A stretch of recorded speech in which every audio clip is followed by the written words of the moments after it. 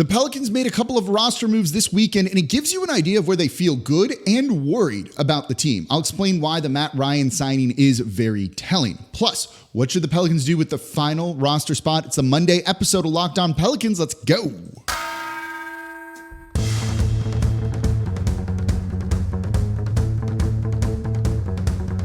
You are Locked On Pelicans, your daily New Orleans Pelicans podcast. Part of the Locked On Podcast Network, your team every day. Welcome to another edition of Locked On Pelicans, the daily podcast covering your favorite team, the New Orleans Pelicans and NBA, part of the Locked On Podcast Network, your team every day, available wherever you get your podcasts and available on YouTube. I'm your host, Pelicans Insider, credential member of the media, Jake Madison, at NOLA Jake on Twitter. Here with y'all on this Monday, kicking off a week's worth of shows, tipping off really a week's worth of shows. And I'm excited this week. I'm sure you're excited too. Pelican season starts. Basketball is back.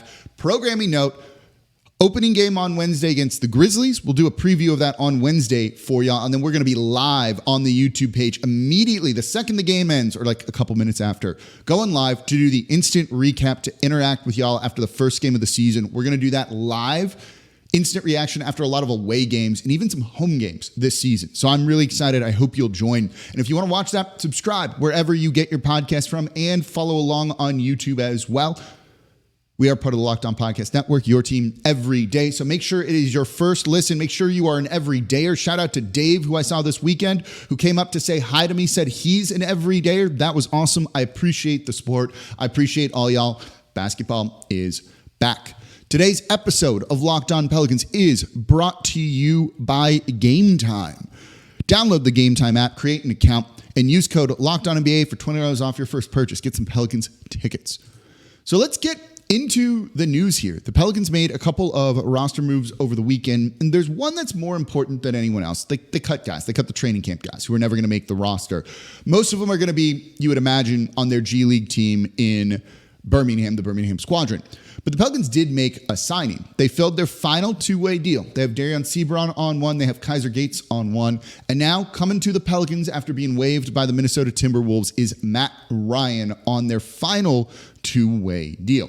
And this move says a lot about their mindset, and we'll get into that here in a second when it comes to everything. But Matt Ryan, you might remember, is a villain of the Pelicans last season. In the game against the Los Angeles Lakers, he hit a miraculous three-pointer to send the game to overtime, which they then lost 120-117.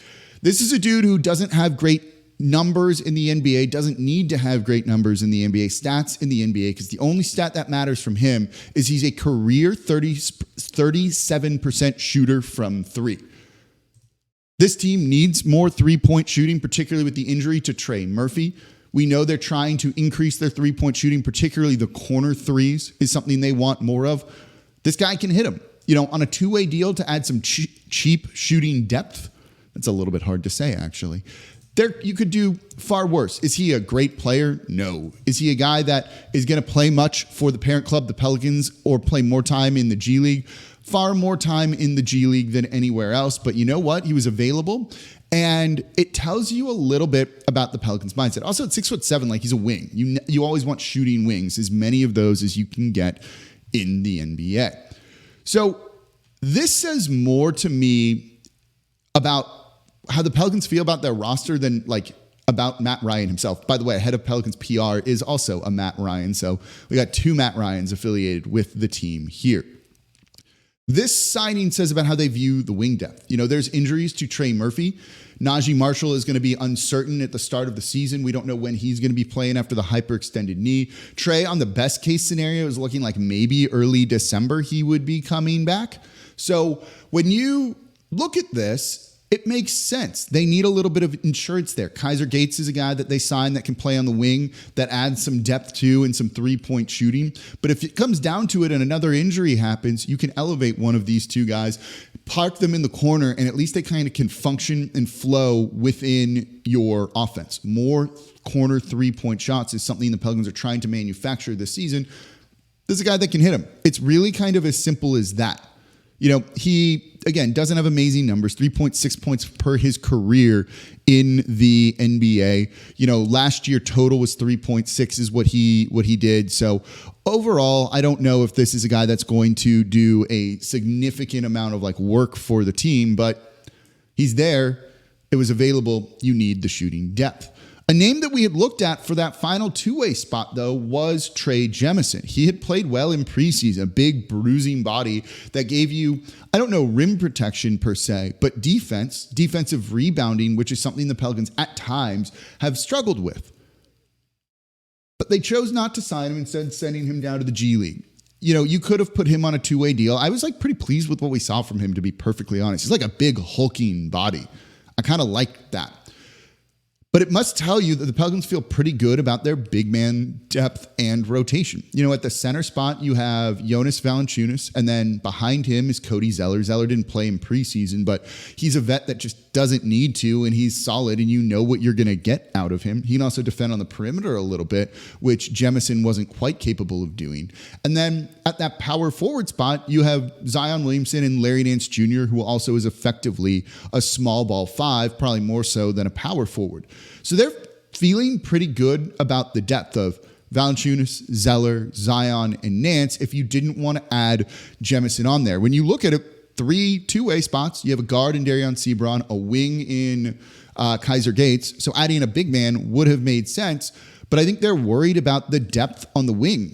Right now, when you don't have Najee Marshall or Trey Murphy, you have Herb Jones, you have Brandon Ingram, and kind of what else? Who are the other kind of small forwards that you truly have guys that can play that? And Herb might be more of a 4 than a 3. EJ Liddell isn't a 3. Zion's not a 3. That's kind of where you're looking for depth. Jordan Hawkins is most definitely a 2 guard. You have Dyson Daniels, who has the size to be on the wing at 6'8", but that's a guy they like playing in the point guard position to be more of a facilitator, and probably doesn't have the scoring, the shooting that a Kaiser Gates or a Matt Ryan does. So they're very clearly worried about the depth there. If there's an injury to Brandon Ingram, it's looking fairly thin very quickly there, and I can't say that we love a situation like that. So this move was more about insurance, depth, than it was about maybe even signing the best player to this role, I think. I can't say that it's wrong, but it shows you that the Pelicans do feel comfortable with the front court they have. You're going to get JV minutes. You're going to get Zeller minutes. You're going to get Nance minutes. You're going to get Zion minutes. At the wing, you got Brandon Ingram, and that's kind of it right now, other than Herb Jones. You can put him at the 3, Larry Nance Jr. at the 4 alongside Jonas Valanciunas. They did a little bit of things like that last season, but that's not great. There's not much depth behind that either. So one more injury or a little bit foul trouble on the wing, you could get in trouble. Now you have a little bit more depth there, and I think that's ultimately why the Pelicans went with this move. Also, maybe they were just worried about another team snapping him up and him hitting a big shot that hurts them, as he did last season, eventually leading to a loss in overtime. So coming up next, let me know what you think. Should they have signed Trey Jemison? Do you like the Matt Ryan signing? Let me know in the comments down below on YouTube. So coming up next, they have an open roster spot. The Pelicans only have 14 players. You can carry 15. They're going to fill that? What are they going to do? I've got the answer for you and a little bit of context around it. That's coming up here next in today's episode of Locked On Pelicans. Right now, I'm excited to tell you about Gametime. Buying tickets can be stressful. There can be a lot of uncertainty with it. Do you buy now? Do you buy later? When do you time it to get the best value, the best price on your seats? Are those seats actually good? If you've never been to the place before, whether it's a concert venue or an NBA arena, you don't know what you're getting.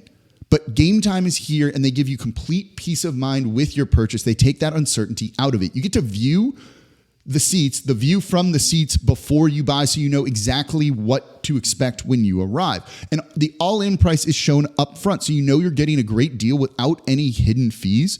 And with the Gametime guarantee, you're always going to get the best price. If you find tickets in the same section or row for less, Gametime will credit you 110% of the difference. Sorry, same section and row for less. So you want to go to the Pels home opener against the New York Knicks? We're going to make it a little bit cheaper for you right now. Download the Gametime app, create an account, and use code LOCKEDONNBA for $20 off your first purchase. Terms apply. Again, create an account, redeem code LOCKEDONNBA, LOCKEDONNBA for $20 off. Get to a Pels game. Download Gametime today. Last-minute tickets, lowest prices guaranteed.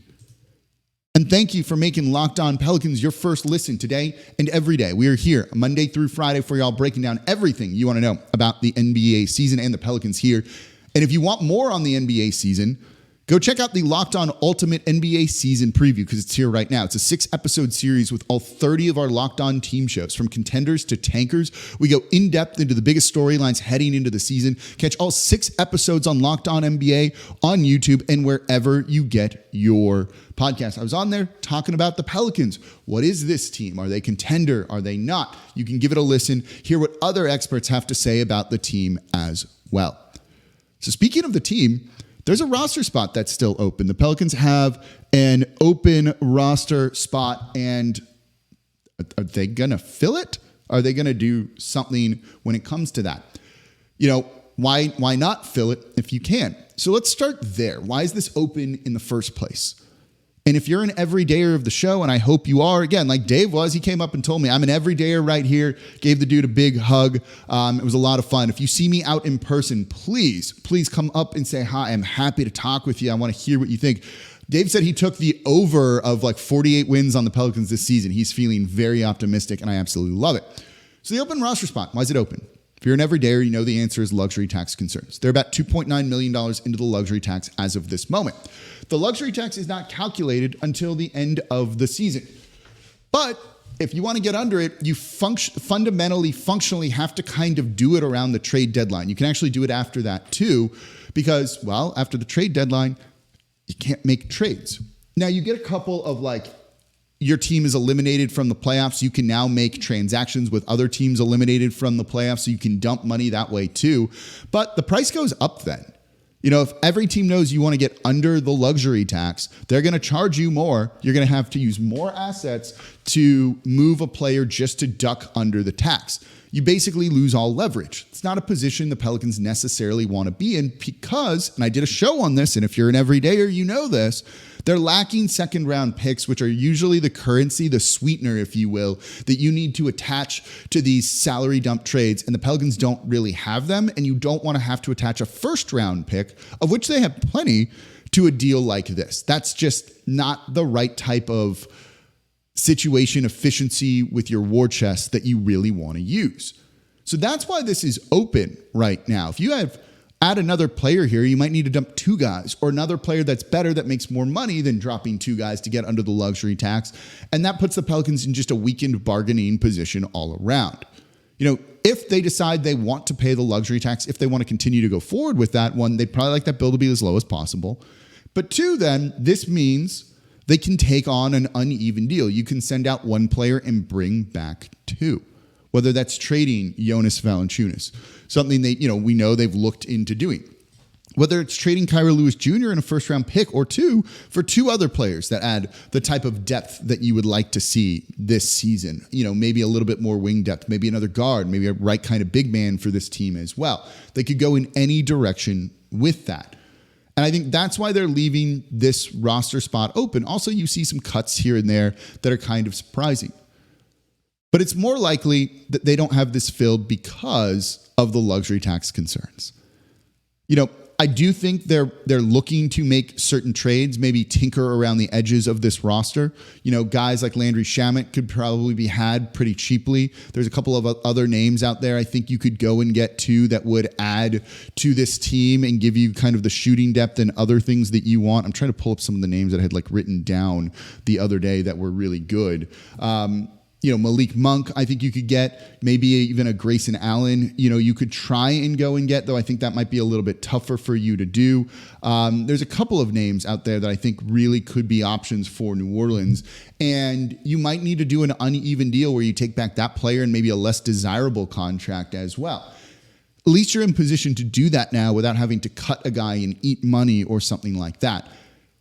So it gives them more flexibility right now. And when you look at this roster, even with the injury issues that they've had, but we're expecting Larry Nance Jr. to be ready for the start of the season, Jose Alvarado to be ready for the start of the regular season as well. They don't necessarily need a 14th guy, particularly if they like their two-way guys and feel good about it. I didn't have Jordan Hawkins in their rotation to start the year. Do you really need a 15th player if your first round pick wasn't going to be getting minutes? If Najee Marshall was maybe not going to be getting minutes necessarily, or EJ Liddell isn't going to be getting minutes to start the season? Because they have good back end depth, I worry a little bit about kind of the middle of the roster depth, but the back end depth I like and shows a lot of potential.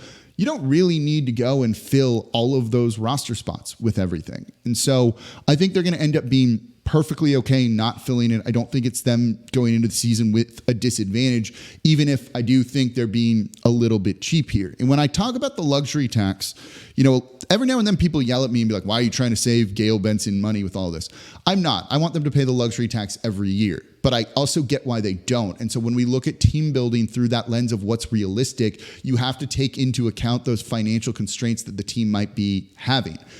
If it means they might blow up the team a year or two early or not give them the kind of run and leeway that they need because they paid the luxury tax this year, I'd rather the team duck the luxury tax right now, pay it in future years so that you avoid a situation where you're harming this team's long-term future.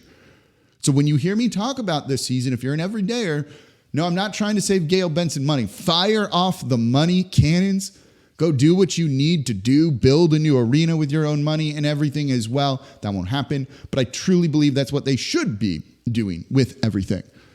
But right now I get why they're not adding someone, even if it's them being cheap, but it kind of makes sense in the context of everything. A little bit disappointing that you play at a disadvantage in a small market like this.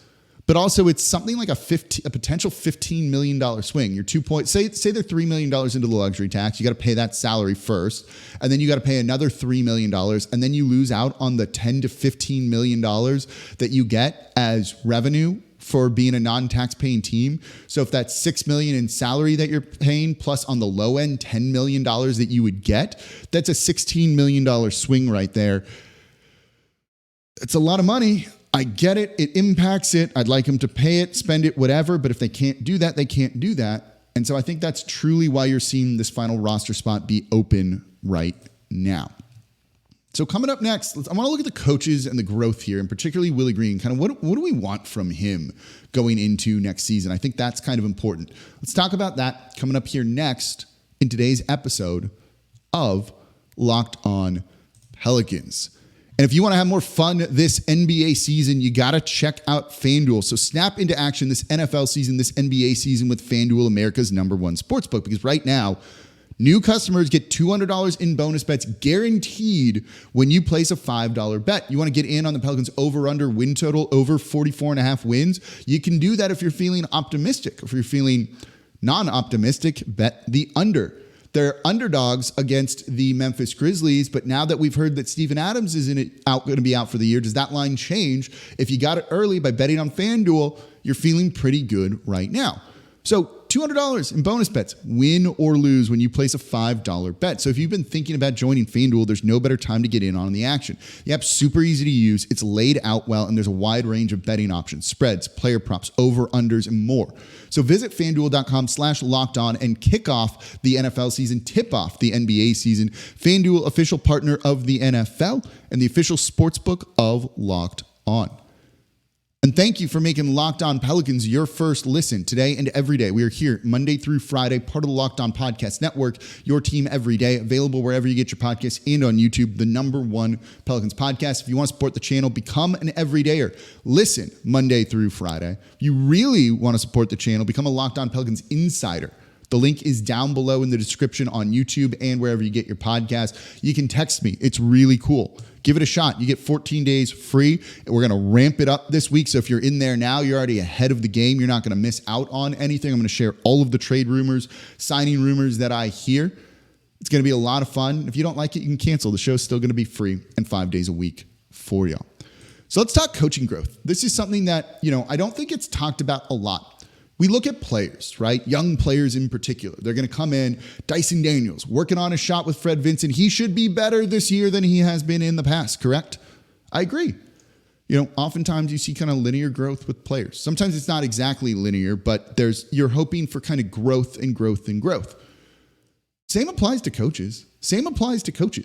Think about this. When you started your job, whatever job you work now, were you as good then as you are today?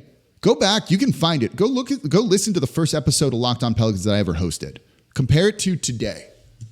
It took me like 3-4 seasons maybe to kind of hit my stride as the host here and kind of figure out what works for me, who I was as the host, the format I like to do, how do I figure out topics and things like that? How do I structure a post-game podcast versus an off-day podcast?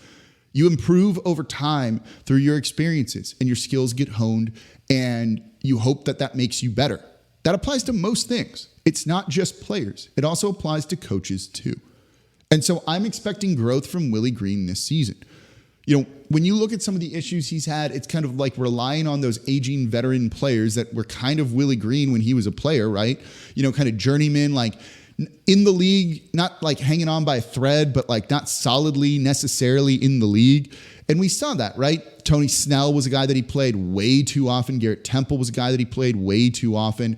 And instead of playing guys like Trey Murphy and some of the other young guys on the roster, I don't think we're going to see that this year. I don't think you're going to see Willie Green rely on some of like the reliable guys that he views as like his kind of guy. And I think he's going to play the best guy. And that's why I think you could see Jordan Hawkins get minutes early on in this year that we weren't expecting him to necessarily get. Also, when you look at this roster, those guys don't really like exist on it, do they? Who's like the player here that's kind of like established, that's been in the league for a long time, that he's going to play too much? I don't think there's like a ton of those guys on the roster that you look at and you're like, oh no, this is going to be a huge problem.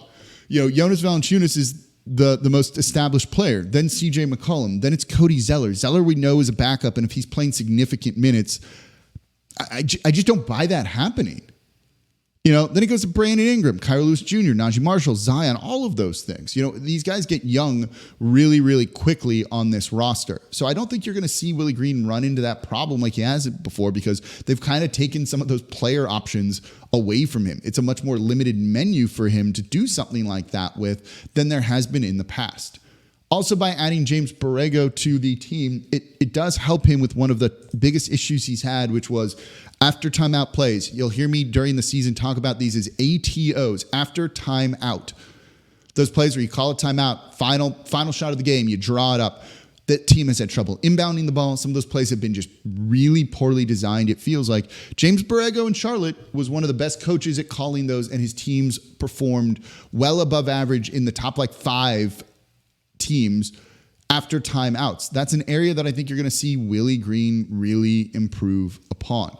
I think you'll see more consistency and more intention with the rotation. In the play-in tournament game, like the first sub off the bench, one of them was Kyra Lewis Jr., who hadn't played in a month.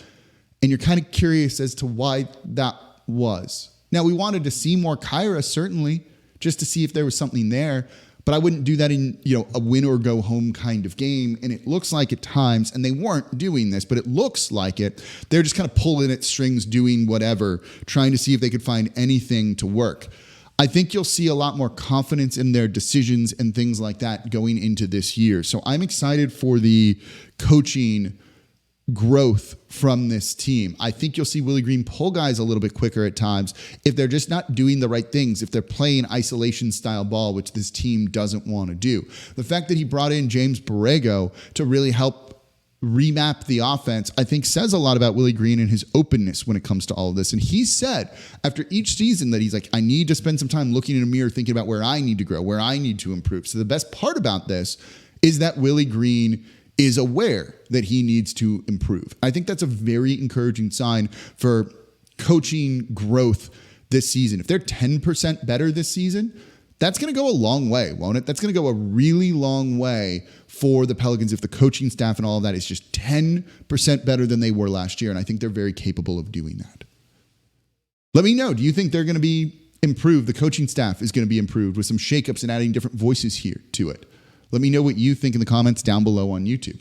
And that's going to do it for this episode of Locked On Pelicans. Tomorrow, let's look at the rotation. Let's map it out with Trey Murphy healthy, without Trey Murphy healthy.